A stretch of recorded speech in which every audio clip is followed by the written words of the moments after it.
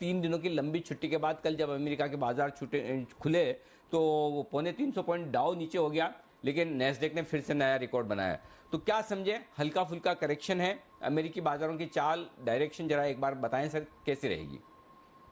जी अनिल जी, देखिए जो महत्वपूर्ण एक रुझान था कि जो फ्राइडे को इनकी जॉब रिपोर्ट आई, वो लगभग 7.5 लाख नई नौकरियां तय होने की एस्टिमेट था।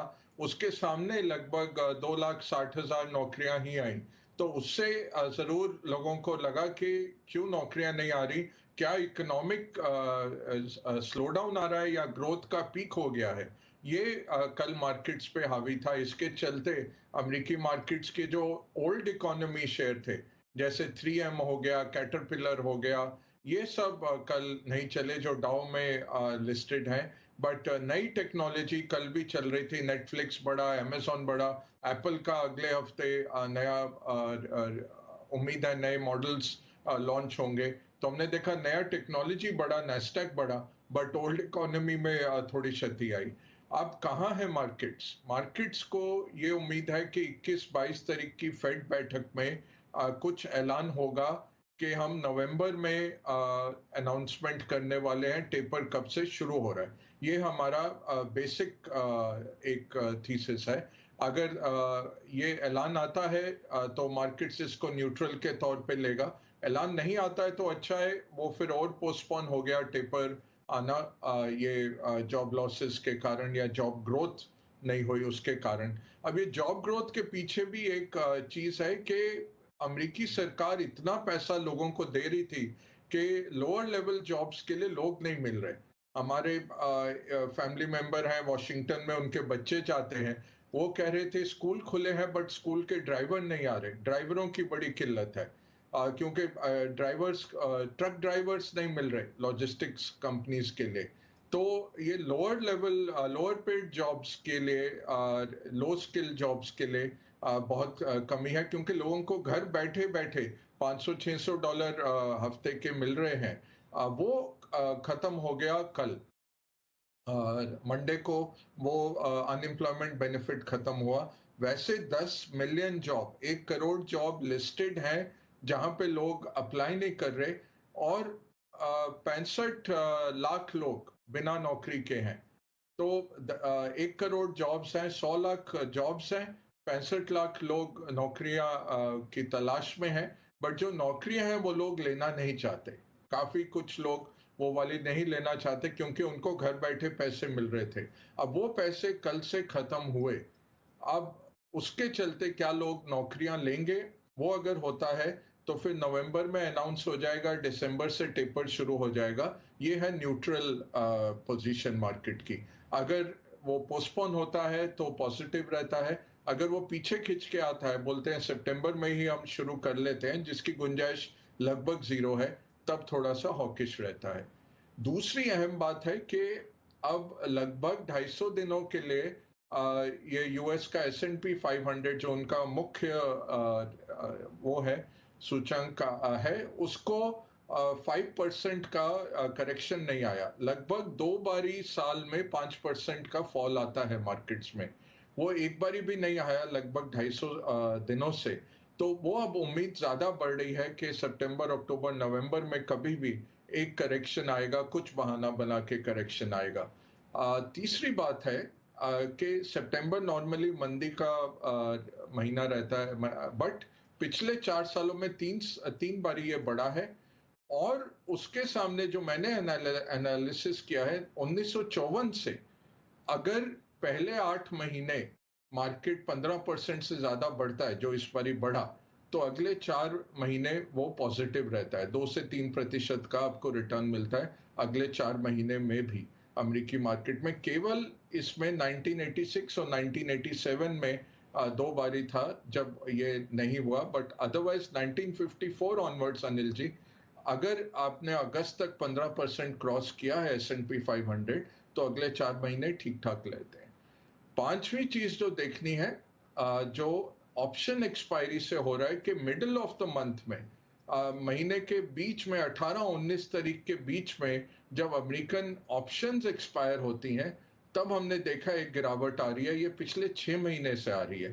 तो इससे प्रोबेबिलिटी ज़्यादा है कि अगले 10 दिनों में एक छोटा झटका 2 से 3% का झटका अमेरिकी मार्केट में आएगा। वो हमें देख के चलना है, बट मार्केट उसको जल्दी पचा लेगा। कल ईसीबी की बैठक है, यूरोपियन सेंट्रल बैंक की। जो हॉक्स हैं वो बोल रहे हैं कि आप टेपर बंद करिए। ईसीबी कुछ नहीं करने वाला। उनकी हेड ने ऑलरेडी बोल दिया है कि हम यूएस को फॉलो करेंगे, हम आगे नहीं बढ़ेंगे। तो मुझे नहीं लगता कल के शाम की बैठक से कुछ असर होना चाहिए। बट हमारी छुट्टी है फ्राइडे को, गणेश चतुर्थी की। तो ये देख के हो सकता है कल पोजीशंस काटी जाएं ईसीबी से पहले। वो हमें देखना है। प्रॉफिट बुकिंग या पोजीशन हल्की हो सकता है मार्केट में आए।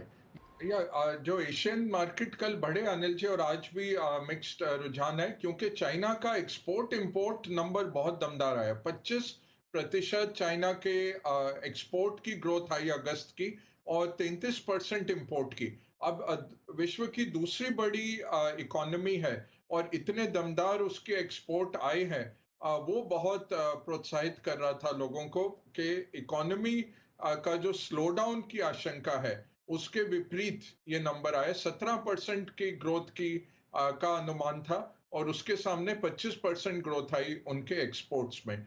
दूसरी अहम जो बात है कि ये जी जिनपिंग के नीचे चाइना का रूल ऑफ पार्टी बिल्कुल एस्टैब्लिश कर रहे हैं कॉर्पोरेट सेक्टर में। तो रूल ऑफ लॉ की जगह रूल ऑफ पार्टी आ रहा है।